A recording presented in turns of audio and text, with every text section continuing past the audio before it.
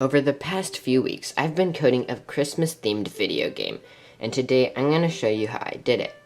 Now, when this video game is done, it will be available to everyone, so you'll be able to play it. In fact, if you're here and it's been like a week since I released this video, it's probably already out. I'll leave a link in the description. This video is going to be part of a 4-part series in showing you how I coded the video game.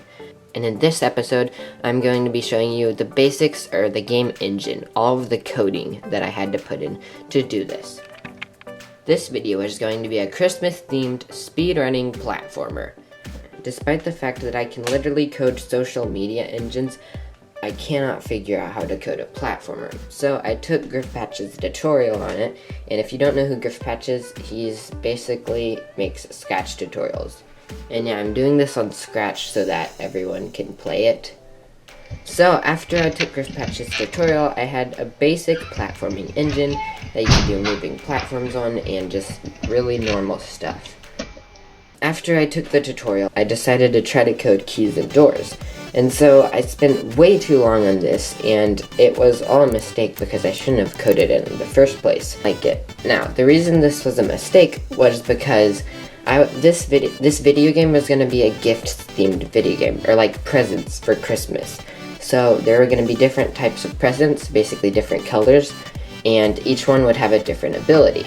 After coding the keys and doors part, I realized that it should be a present, so yeah, I redid it and made it where if you collect this present, it'll make all the doors a ghost, or you can move through them for about 10 seconds, which turns out to be a lot better than my original design, even though my original design was pretty cool. But to add to that, by the time I had finished coding the keys and doors engine, Griffpatch had released a tutorial on how to do that on the platformer, so it was all really worthless.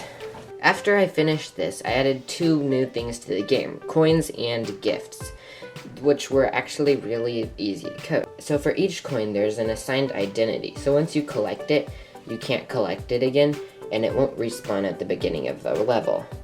I did the same thing for gifts originally. Once you collected one, you were done using that and you would have to restart your run to recollect it.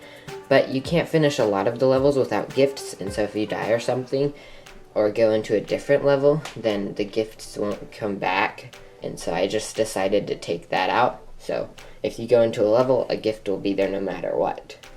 Now, each of the gifts have a different ability. So the green gift gives you the ability to stick to a ceiling. The red gift gives you a speed boost. The yellow gift gives you an up boost.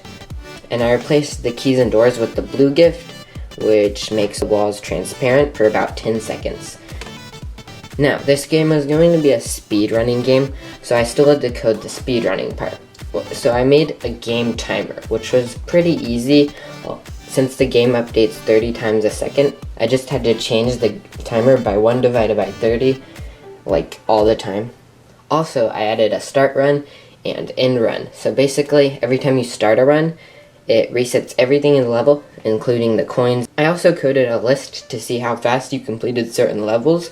This was just a tool that you can use if you're speedrunning this. Once you complete a level, your time for that level is that, until you restart a run. Also, every time you die in a level, your game timer resets to what it was whenever you entered that level, which makes it really easy to do stuff, because if you mess up, you can just jump in a pool of lava and then your level resets. The reason for the list to tell you how fast you cleared each level was because to better your runs, you need to know how fast you went on each level. The usual fastest time to clear level 1 is about 2.61 seconds. But if you use a special trick, you can get it in 2.49 seconds, which you'll have to figure out. So that is basically most of the code to put this game together. Next episode, we are going to be working on building levels, and that should be fun. Here's a couple of the levels I've already designed. A lot of them are really tricky. So yeah, that is all for the basic code of this game. We'll see you guys in the next episode where I design all the levels. That should be fun. And thanks for watching. If the game is already out, then make sure to check it out. And I'll see you guys in the next video. Thanks for watching.